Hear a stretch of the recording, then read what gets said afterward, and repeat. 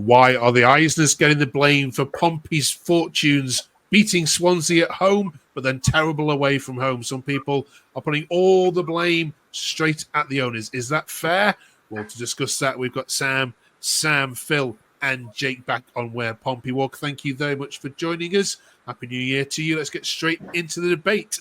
Then we've also got our FA Cup game to preview as well. We've got our Wycombe fans standing by to preview Wycombe against Pompey this weekend. Sam, welcome back. Happy New Year to you.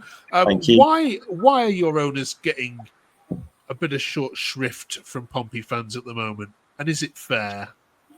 I think it's one of those things that Pompey fans tend to just always choose someone as a scapegoat, and sometimes it does end up being the Eisners. But I think it's harsh. I mean, the only thing I think I would point out from this season, a bit questionable from them, is them saying we will not get relegated, which I think is pretty sure they said it when we were like bottom of the league, which I think is quite a bold statement to make. So I think they've got to let their money do the talking in this window and see where we end up. If you're just coming across the channel, we review lots of social media takes and lots of different Pompey views, and drop us a subscribe as we do that. Jake, can I come to you on this one? So Tall Bloke says the Eisners are taking a lot of stick for Pompey continue losing. We have a training ground, Fratton Park, although it's too small, has been voted the best away day experience by the Championship fans. Money has been available in transfer windows, so why are our owners to blame? Jake?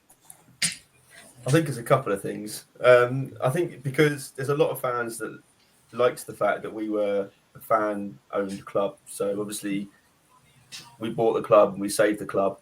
And there was a lot of fans that didn't actually want to sell it on in the first place. So they were almost fighting a little bit of a losing battle when they bought the club, because it was split almost down the middle as to people who did want them to buy it and others that wanted them to keep it fan-owned. So because we didn't have the greatest window in the summer, I don't think we recruited that well. Automatically, people just jump on the back and say, no, that's it. You know, they're billionaires and they haven't spent enough money because we didn't get enough decent players in. So I can kind of see where some people that are coming from in relation to the window. It wasn't good enough, but they have invested quite a lot of money into the club, into the training ground. We're debt free. And I'm not sure the club would have been that sustainable if the fans did still own it. So I'm personally Eisner's in, but I can kind of see why some people wouldn't agree with some of the things they do. Phil, there's some people that say without them you'd still be in League One playing Wycombe as a fixture, not in the FA Cup but as a fixture. Do you agree with that? Yeah, I think some people have short memories. It was 10 years ago we were in the High Court trying to get saved, so I think after what happened there, I think as fans, it's a difficult one. Look, everybody wants the best for the club and we want to succeed, but at the same time, having almost gone bankrupt several times, longevity is sort of key to us. But I think the problem is that everybody looks at football owners. I mean, ultimately, Michael Eisner is a billionaire, so people automatically think he's going to spend a lot of money. But in fairness to him, he said from day one he wants to make the club sustainable, and I can't really argue with that, to be honest, after what's happened. Having said that, and going back to the earlier point, to come out and say that we're not going to get relegated this year, period, was a very bold statement. And I think unless they back Mousinho with a lot of money in January, and if things go south, it could start getting a little bit, it could turn against the Eisners, put it that way. Okay. Well, we'll talk about transfer windows in a second. Thanks for that, Phil. Sam, let's have a look back then, show it the Christmas period that was. Last we left you were heading to Watford on Boxing Day, and with a couple of fortnight dances to follow. That didn't yield any points. Bristol City was next. No points there either. Dismal performance, many said. Smashing Swansea on New Year's Day, and then a narrow defeat, of course, at this time of recording, against Sunderland today. How would you sum up the Christmas period, Sam? Watford, I lost it for the Watford game. That penalty decision was awful. So we're going to disregard that Watford result because that was just such bad officiating in that game. Bristol City result was poor.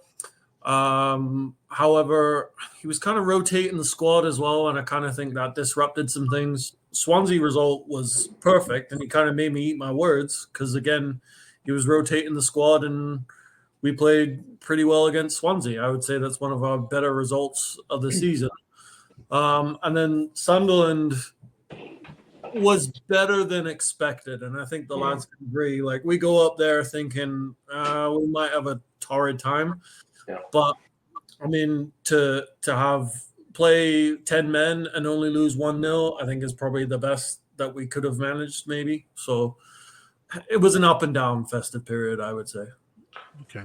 And of course, the rearranged Blackburn fixture has now made January incredibly busy as well. Home games against Borough, Stoke, and Millwall, Jake, and then tough away trips to Blackburn and West Brom. Fratton Park, though, Jake, has become something of a fortress. I've asked you this before, but I can't. I mean, I saw a bit of the Swansea game, and I've watched you away, of course, as well. And it's like watching two different sides at times. Yeah, it really is. Yeah, and it's hard to put your finger on it. I mean, we go back to that Bristol City game. We were absolutely dreadful, and I'm thinking, where do we go from here? And then we go and smash 4 past Swansea. So it's difficult to know, where the consistency comes from and where the away performances are going to start. But if we're going to stay up, Fratton does need to be a fortress, and we need to win our home games, and then we need to carry on. We've got Stoke, Millwall, and can't remember who the other one is coming up. But we've got to win them games if we're going to stay in the division. Yeah, Sam, for you, how would you sum up the Christmas period in a word? I think Sam hit the nail on the head. It's been a weird one, ups and downs. I think take away that Bristol City disaster game, I think it's actually been pretty good. I think we got unlucky against Watford away. Today we weren't too bad, to be fair. I think a lot of us expecting worse. So I think it's been all right. Not bad. Okay. This was from a Swansea fan who said it's hilarious watching mid-table championship sides play out away at Portsmouth. Top pressing side and their pitch is tight and small. You're asking to concede. You look at Swans, the way Swansea conceded them goals, Phil. Your press was what won you that game, wasn't it? Yeah, I think our press is, that's one of the advantages we have. Certainly what I've seen at home as well. The press, we've managed to turn over the ball a lot. And like you say, why teams aren't learning from that. But hey, we're quite happy to keep on doing it. So, okay. Let's check in then with our Wycombe fan show. Of course, this Friday night, Pompey are on their travels again, and this time to a team which they might be playing this time next season in the Championship in Wycombe Wanderers. We're delighted that we've got an incredibly talented podcaster for Wycombe with us on this week's channel. Good evening, Dara. How are you? I'm good. How are you? Yeah, we're all good. We're looking forward to this one. You're looking forward to this one as a bit of a preview of maybe next season, or could you care less about this game? I think obviously both teams would have loved that Man United, Liverpool, Chelsea away sort of fixture. But this, I think, is a really interesting fixture for both teams because for me, we're looking at this going, okay, this is a championship quality team. You're fine against relegation. I think you will pull it off. You'll stay up. And this is a real test for us to see where we are in terms of playing against those championship level teams and those championship level players. Darryl, are you going to be resting players, though? Because surely for you, isn't the focus solely going to be on promotion? Could you care less about this result? Blooms does rotate a fair bit. I can see some of the more important players starting on the bench. Your Richard Kone's, Fred Onyedinma, Josh Gown, especially he came back from injury just recently. But Blooms has also talked about taking the cups just as important and just as strong as first team fixtures, as league fixtures. So it is very, very possible we'll come in on Friday and we will line out with a very strong 11 because I think Blooms will see this as a game where we can take a scalp here. Sam, you could care less about this game. Would you see to get Wycombe knock you out and have done with it? Yeah, I couldn't care less. Sorry, Dara, but no, it's fine. Don't worry. I think we're just focused on the league right now and focused on staying up. I think is our ultimate goal. I mean, If we get a scrappy 1-0 win, great. We get another big team in the next round, maybe. But I think league is our priority right now. Yeah, I could easily understand Bloomfield coming out and playing a weaker 11 because at the end of the day, we've got a game on hand. We have to play over Wrexham. We've got Huddersfield coming up. We need to focus on. It's going to be a tough period for us to make sure we stay in the automatic promotion spot. So he could easily come out and just go, we're shutting down shop. We're going to play the rotated lads, give some players some breaks. Potentially might have new lads in by then, give them a debut just to get the fixture over with, like you said, Sam. Sam M, can you see Mousinho playing kids here? We haven't really got a lot to rotate, to be honest. I mean, like, you could see Sadie maybe instead of Bishop. Maybe Jordan Archer could come in goal. I'd like to see more of Rob Atkinson. I thought he was so good today. So I'd like to see maybe him start on Friday night. But apart from that, maybe give Potts and Dozel a rest because they've rarely had many minutes off the pitch. So, yeah, just like Sam and this Wycombe fan said, I don't think there's a lot in this game. It's a team that's trying to stay up and a team that's trying to get up. So I don't think there's a lot on it, to be honest. Dara, do you think the FA Cup's cheapened a little bit because it's on a Friday night? Do you think this ruins it as a spectacle for the average going fan? I mean, Pompey will take a number anyway. They always do anywhere. But for the average Wycombe fan, it's not going to be full, is it, Adams Park? No, I do feel like it does diminish it a little bit. FA Cup for me growing up was Saturday. It was on in the afternoon. It was brilliant. Every team playing. Friday night does feel a little bit just a bit cheaper. You will travel in numbers. I'm not Wycombe. Our attendances have been getting better and better, so there is a possibility that we bring a couple. But I do feel like it should be a Saturday. It should be a 3:00 kickoff at the end of the day. Phil, you remember your battles with Wycombe in League One? Yeah, they were a horrible team to play against, to be honest. They always seem to beat us, but yeah, it is what it is. It's going to be a tough game on Friday night, probably. It'll probably be quite evenly matched, I would imagine, but I think like the other, I'm a bit sort of torn. I always want us to win, but at the same time, yeah, the league's priority. So, yeah, not quite decided, but hopefully we'll get through. But yeah, it's not the end of the world if we don't. Right, thank you very much. It's not often we preview a game that 5 people don't care about, but we've done it. We've done it anyway. Listen, Dara, thank you very much. We all wish you obviously good luck in your promotions. We all don't want obviously Birmingham back in the league, so we probably don't want Wrexham either. So we're hoping certainly that you guys and maybe Stockport or Huddersfield do it. So yeah, we'll keep watching out for your results and hopefully see you next year. Thank you, Dara, for joining us. Of course. Thank you so much for having me on. Brilliant. Thank you. Thanks, Dara. All right, finally this week then, the January transfer window is now open, so we can start talking about rumours and players and who we want and who we need to get rid of. So kick us off for us, Jake. Give us the name of at least one player that you'd love to see come in. I think we're still short on centre halves, and I'd love to see Matt Clark come back to Pompey. I think he's just been an unused sub for Middlesbrough for pretty much all season. So if there's any way we could get him back, I think that'd be brilliant. That's a good shout. Sam, I think midfielders we need to strengthen, to be honest. I think Luke Cundle, he was on loan at Argyle and Stoke last season. He's at Wolves at the minute, so I wouldn't mind seeing him. And I know we're linked with Harvey Nibbs, which I'd love to see him come in as well. And obviously Louis Barry is obviously being called back from... That would be the dream to see him come in to give us some more options. So, yeah. Okay.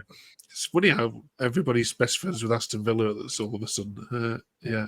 Sam? Yeah, I saw on Twitter that Reading fans were upset that we were linked with Nibbs. So, yeah, I'd like to see him in. Abu Kamara's in a little bit of hot water lately, so I'm just going to throw that out there. Well, he was until he scored 2 against Leeds. Yeah. Send our best regards to the Hull fans, by the way. Yeah, another centre half. Although Atkinson actually looked pretty good today when he came on against Sunderland. So I don't know. Yeah, another centre half maybe, and another striker because we've had too many injuries, and I think like Jake said a couple of weeks ago, our only fit striker is one that had heart surgery in the summertime. So, yeah, that would be definitely something that we need. Okay, brilliant. Finally, Phil. I agree with most of it in what's said. One thing I think we still lack is pace. Josh Murphy on one wing is doing it, but on the other wing, we're short of pace. I would like someone like Kwame Poku from Peterborough. Whether or not we can get them is another thing. This is the problem, but someone with the pace, and he doesn't have the championship experience, but I think is the sort of player that could step up. I'd like to see that. Anybody you want to see outgoings as well? Anybody you can happily see the door? I mean, I think Will Norris will probably go. I think we've got Archer and Toby Stewart as well as a young lad to come in if needed. So I think Norris probably the only one we can really afford to let go. We haven't got that much squad depth. Yeah, we've got like Lowry as well and Stevenson, who I don't think they've even made the squad, so they even need to get a loan or a permanent, free up some spaces. But yeah, apart from that. Right. Some good shouts there. Thank you very much, all four of you. Let us know in the comments below names that they've missed or players that you want to see join the blue ranks. Busy January coming up. Please make sure you're with us every single week. It records on a Sunday. We put it out on a Monday at 6 o'clock. So join in for that. Put on your alerts as well, and of course share on your socials. Thank you so much to all you four. Enjoy your week. Enjoy the Wycombe game. I presume all four of you will be watching it from the comforts of your living rooms, I'd imagine, would we? I'm going for some reason. I don't know why. Adams Park's a terrible place. It's a terrible place to get to. I've been before. I don't know why I'm going again, but I am going. It is. It's not the easiest. I've only been once myself. And Sasha is missing this week because he's on his way back from Sunderland. So shout out to Sasha, who's going to get back at 3 a.m. Credit to you. Right. And all the Pompey fans that, of course, travelled as well. Thanks so much, you four. Have a good week. See you in 7 days' time.